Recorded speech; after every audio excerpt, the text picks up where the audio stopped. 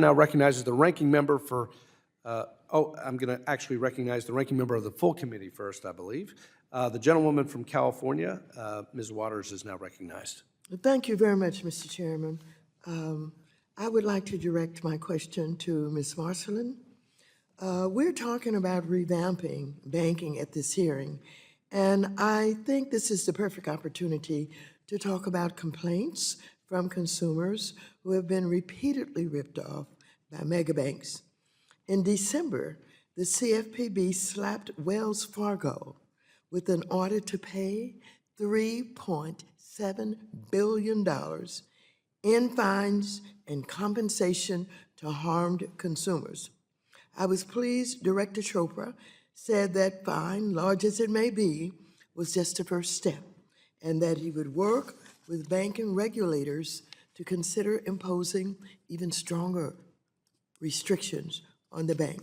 Ms. Marcelin, do you agree that far too many financial institutions, fines are just the cost of doing business, and that our regulators should do more to impose tougher penalties to curb the illegal and abusive actions of mega banks? Thank you, Ranking Member Waters, for that question. Yes, I absolutely agree.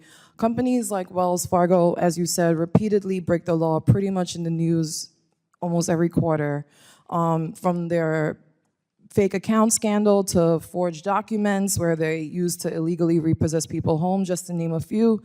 I will turn to Acting Comptroller Sue's speech recently, where he said, you know, there are things that regulators can do involving even going as far as revoking their charter, their national charter, or, you know, using a consent order, for example, to stopping them from getting new business. And we think that the regulators should be using all of these tools, even when using stress tests, for example, and getting that back to being a supervisory tool. However, you know, Comptroller Sue said it, but we are waiting to see regulators use their power to the full extent of the law. Thank you very much.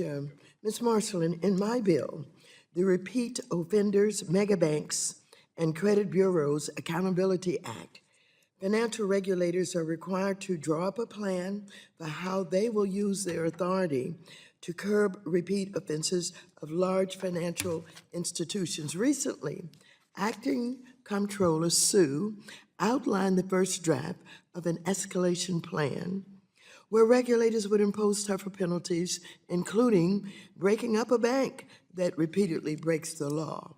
Recently, Acting Comptroller Sue outlined the first draft of such an escalation plan where bank regulators would impose tougher penalties, including breaking up a bank that repeatedly breaks the law and is too big to manage. Does this seem like a good idea? And what should all of our financial regulators outline?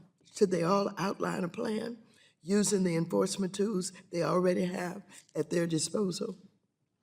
Thank you again. Yes, to myself, and I'm sure my colleagues at Americans with Financial Reform would agree, even going back to the chart that Ranking Member Foster used earlier showing bank failures, you know, one of the periods he highlighted was one of the periods after when we passed the Glass-Steagall Act, which, you know, goes to taming how large banks can grow, and we can see from then that failures were markedly less than they are now. So plans that make sure to keep banks, you know, following, being not too big to manage, we definitely agree with that. Thank you. Thank you. Let me continue. I'm interested in learning how we can strengthen data privacy standards to better protect consumers. I know this is a priority for Chairman McHenry, but I've heard some concerns with the approach taken in the discussion draft we are considering today. For example, according to California State Privacy Agency, the discussion draft we're considering would preempt state laws, including those in my home state. The draft would prevent states from adopting new protections in response to changes in technology, something the current law allows. And so, Mr. Chairman, I would ask unanimous consent to enter the full statement from the California Privacy Protection Agency for the record. Without objection. Thank you, Mr. Chairman. Ms. Marcelin, what concerns do you have with this discussion draft? For example, we know the Republicans have made it their mission to undermine if we do not get rid of the CFPB, but will consumers be better off?